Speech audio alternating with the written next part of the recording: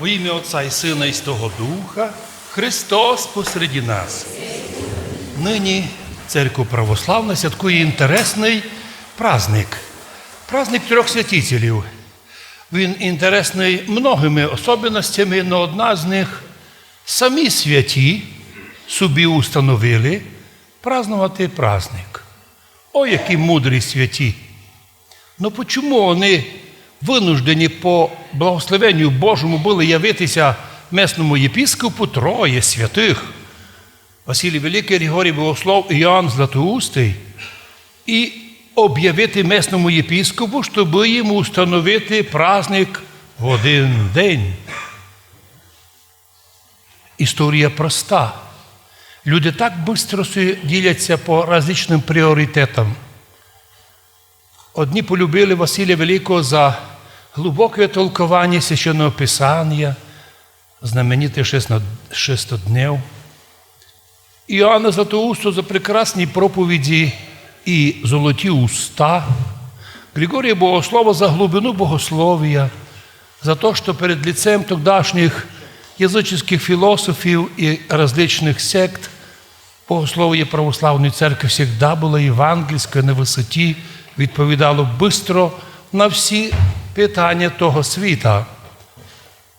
Но чому церква святкує Василія Великого на самий Новий рік? Потім Іоанну Златоусту через 2 тижні, і ще через пару днів Григорію Богослову, і вдруг 30 числа по Юліанському, 12 по Григоріанському новому святкують їм уєдно. Бо люди ся поділили. Василіянами стали єдні, іонітами, григоріянами. Люди люблять це ділити.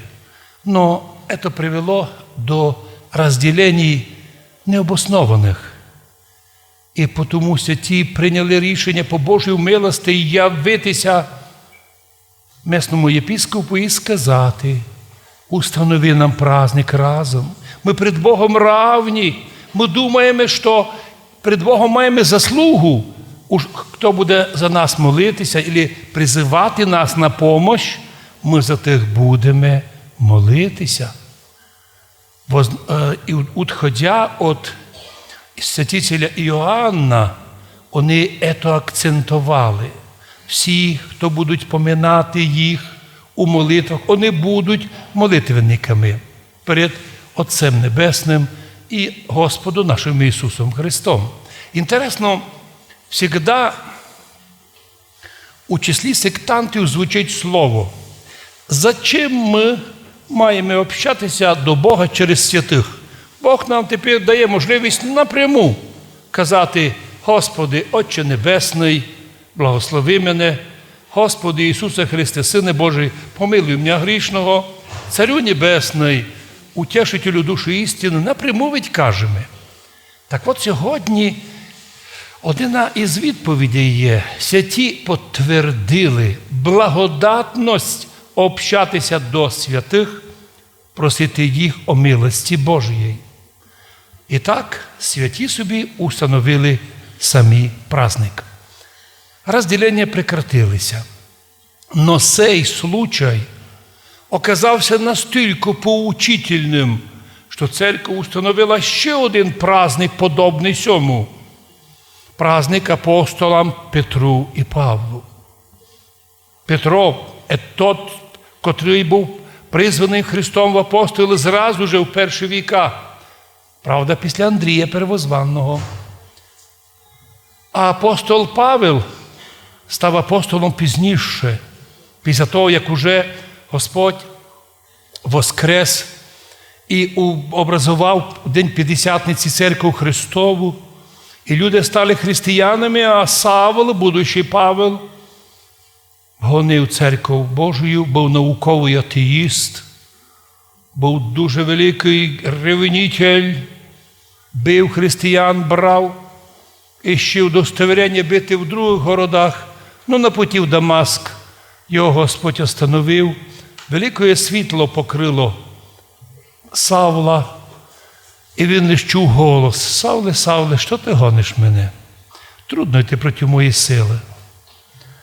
Савл лиш зазвідався: «Господи, ти хто?» І голос той, котрого ти гониш. Тобі видить, що ти научний атеїст.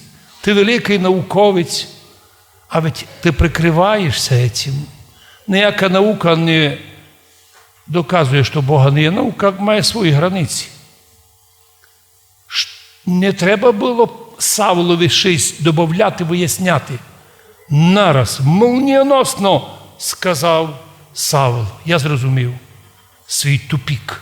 Що мені благословиш робити?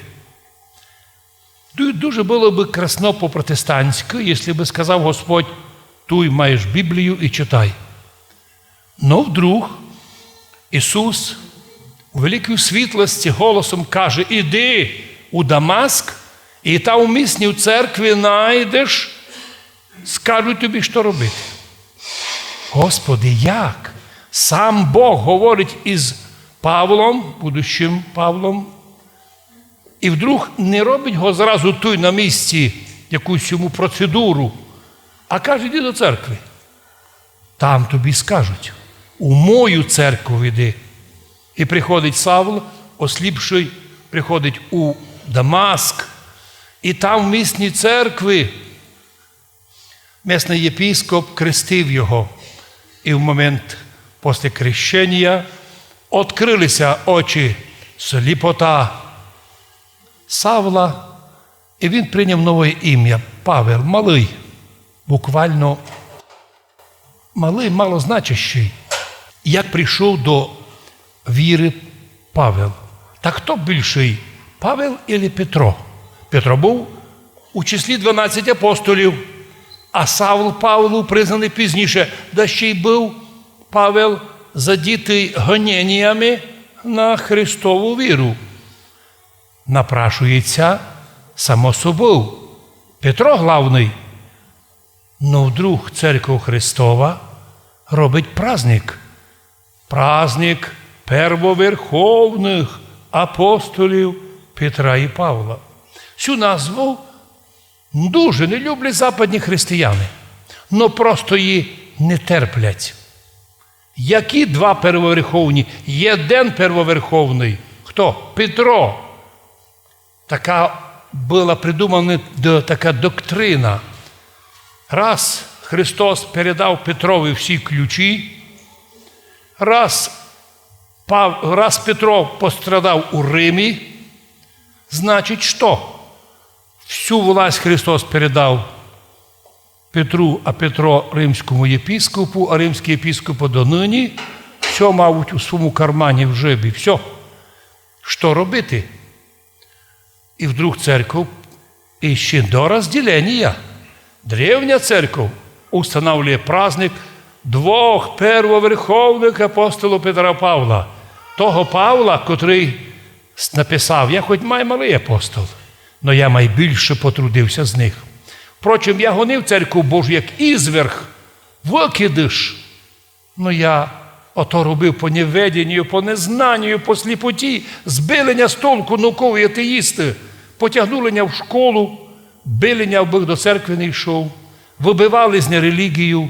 І от я по неведенню наробив проблем. Но коли Бог рішив відкрити в мені Сина Свого, я більше не сумнівався ні з ким, я прийняв рішення стати християнином і послідувати за Христом. Да, гонитель був, но пішов за Христом. Впрочем, а що Петро? Герой? А хто відказався 3 рази від Христа? А почому сам Христос після Воскресення свого 3 рази вертав апостола Петра в апостольство, бо вже не був апостолом, предатель, не апостол? Симон, його не любиш ли мене? 3 рази вопрос був. І лише після того, як розкаявся Петро за своє предательство, знову став апостолом. Так що обоє мають, і Петро, і Павел, у біографії інтересні моменти. Тот се відказав, тот був гонителем, но двоє оказалися первоверховні. І щоб не було ділення в народі, церква святкує пам'ять 2 первоверховних. Нині, щоб не було ділення 3 святителів. Церква призиває не ділитися. Можна каже Павел, можуть бути різні мнення, щоб вияснити, як люди знають мислити, щоб все виявили іскусні. Но не розділення. Разномислие – це не розділення. А потому в цей день праздника ми просимо Господа, Боже, поможи нам усегда помнити, що єдинство дуже цінно є. Почому сатана так б'є по єдинстві церкви? Почому Западна церква відділилася у 1054 році від Восточної і думала, що далеко втікне? Не втікла. Через 200 років од неї відкололися 3/4 протестантизму німецького, французького, англійського. Вот. Нікуди не втікли. Но Церква Христова і нині вказує, що держася єдинства церкви канонічної в нашій державі, ми увиділи, як б'ють люди, б'ють по єдинстві. Не йди до цієї церкви, йди до любої, маєш тут ще на вибор 4 такі чиновниками придумані. Іди сюди. Хоча між собою ті вадяться. Но як це все примітивно, річ іде про то, що то, котко нам представляє, іти кудись від істинної церкви, сам є безбожник, причому очевидний безбожник і нічого в тому щось гадати. Причому вони сердяться, коли їм правду казати. Як вони сердяться? Так, як коли сердилися книжники і фарисеї на Ісуса, як і збивали первого архідіакона Стефана, ведь не був опасний архідіакон Стефан ні державі, нікому не був. Просто казав, що і предки ваші вбивали пророків, і ви нині, осліпши, робите, чините діла ваші злі. Весь мір і сьогодні світ цей дуже боїться, щоб його десь відкрили його тайни. Нині б'ють людей за правду, судять чоловіка, чому ти правду кажеш? Говори з нами неправду, і все буде хорошо. Но Церква Православна призиває, так не можеш. Тому що в цьому мірі, якщо ти приймаєш лінію темноти і пропадеш, тому призив нині апостола Павла Кирень звучить так. Братія, не позирайте ви телевізори, а вспоминайте наставників ваших, котрі глаголили вам Слово Божоє, і, взираючи на кончину життя їх, подражайте вірі їх. Бо Ісус Христос вчора, днес і той же і вовіки, і опит 3 святителів, котрі вони оставили нам, такий же актуальний, як і тоді, так і нині. Но, каже Павел, в наученні странні, различні, якісь удивительні, брехливі, софістичні, не прикасайтеся, навіть не позирайте за ними. Добре, бо благодаттю утверждати серця, а не якимись освітніми прибаутками, їдами, любити гоститися. Многі думали, що від хорошої, особливо вкусної пищі можуть добити много. Опит церкви показав, що постники завжди були здоровіші, ніж люди, які себе об'їдали. І Павел каже, ми маємо алтар, з котрого не мають власти їсти служащі сини. То є люди, які не посвящені. Кров животних у старих часах вноситься во святая за гріхи первосвященником. Но тіла зжигаються вне стана. Приносили люди ягнятка, телятка, їх там кров'ю вмастили косяки престола, потім тіла виносили за стан і спалювали. Так і Христос, даби освятити людей своїх кров'ю своєю, вніврат пострадав, то й за Єрусалимом. Тим же убо да і зайдемо к нему вне стана, і з цього світа виходити, поношення його носящі, поругання його взявши на груди. Що таке поругання? Крест. Крест Христов – це поругання. Поругалися над ним, поіздівалися над ним, поглумилися над ним. І сатана думав, закінчиться історія Месії. І вдруг крест оказався оружієм, котрий зруйнував пекло. Оружіє, котрої нині ми приміняємо проти сатани і ангелів, його крест Господній. Причому, щоб не було сомнення, ми носимо поругання на грудях. Почему же сектанти многі відказалися від поругання? Причому доказували, що не треба крест почитати і не треба його носити. Впрочем, ужгородські сектанти все-таки поклали крест на свій дом молитви, хоча його не почитають так, як почитає його церква православна, як крест Христов, як оружие проти сатани, як всемірний жертвенник, на котрий лягла жертва. Агнець Божий, сам Господь. От чому і сьогоднішній день ми, нося поругання Ісусова на грудях, не ганьбимося.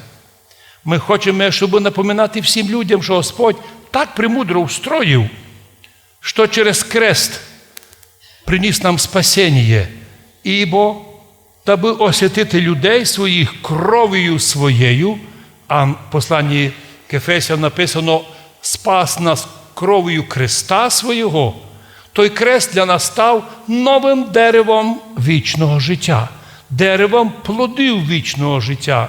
Ми все споминаємо і все напоминаємо. В раю було не лише дерево з плодами познання добра і зла, було ще одне дерево, більш інтересне, дерево з плодами вічного життя. По слову Яна Златоустого, якого нині святкуємо, перві люди Адам і Єва їли плоди вічного життя, буквально причащалися із того дерева плодами вічного життя і поддержували собі вічне життя. Ну от, коли були вигнані з рая, люди прекратили мати доступ до дерева вічного життя, до плодів. І тільки коли явився Христос у всьому світі, розп'ятий на кресті, крест і Христос на ньому стали тим же древом вічного життя, на котрому плоди вічного життя. Плоди які? Тіло і кров Христова. От чому праздник трьох святителів ми радуємося любов'ю єдинення. Ми розуміємо, що невозможно усім бути людям взятися до Христа. Сатана ведь теж своїх апостолів послав ламати і збивати людей з толку. Ведь і предупреждали апостоли і Господь, що в послідні часи появляться люди, які не захотять слухати правдиве Слово Божє, а будуть і збирати собі проповідники, які б льстили, які б гладили вухо. Тому ми не удивляємося, що і сектанти збирають повні зали людей. Людей зачастую просто, видно, не церковних, котрі слухають пісні, гітари, музику, плескають у руки, восхищаються чомусь. Но це не християнство, це великий, красивий, може і християнський концерт, но, увы, не богослуження. І як би не було нам сьогодні тяжко думати, що іще люди, які не познали Христа, ми сьогодні просимо Господа, Боже, Ти благословив трьом святим установити праздник єдинення. Благослови, щоб і в наших душах ці троє святі завжди закликали нас держатися єдинства з канонічною православною церквою. Бо в Україні іменно вона під боєм в гоненнях. Іменно вона і нас тим привлікає. І ми зато до неї держимося, що од неї шарахаються чиновники і тікають безбожники. Споминається один случай, коли в одному місті язичники хотіли посміхуватися над християнами. І на їхніх домах понамальовували бісов. Сміялися, бісів понамальовували. Заходить святий у це селення і звідать, у вас є? Де у вас тут християни? А то ті казали, у нас не є Божих людей. От видите, то люди вшитки бісовські. А святий сказав, ні. Якщо на дверях намальований біс, то значить біса вигнали вон, а внутрі сидять християни, котрі оградили себе крестом. Боже, благослови і наших людей держатися віри православної. Да, вона гонима, да, за неї медаль не дають. Впрочем, за який медаль даємо ми докторові, коли нам дасть спасительний укол? Коли нас ще й болить во время укола, а ми приймаємо, ми знаємо, це спасительно. Так і в вірі Христовій. Весь мір сесь не любить Христа, не любить церкву, но этим самим дає нам точні докази і координати, де істинна церква. Боже Мати, благослови нас завжди споминати наставників наших, котрі відкривали нам Слово Боже і взирає на святу кончину 3 святих апостолів, 3 святих святителів Василія Великого, Григорія Богослова, Яну Златоустого, подражати вірі їх, вірі православній, а в вічності разом з цими же святими і зо всіми святими зможемо наслідувати Царство Божие. Амінь.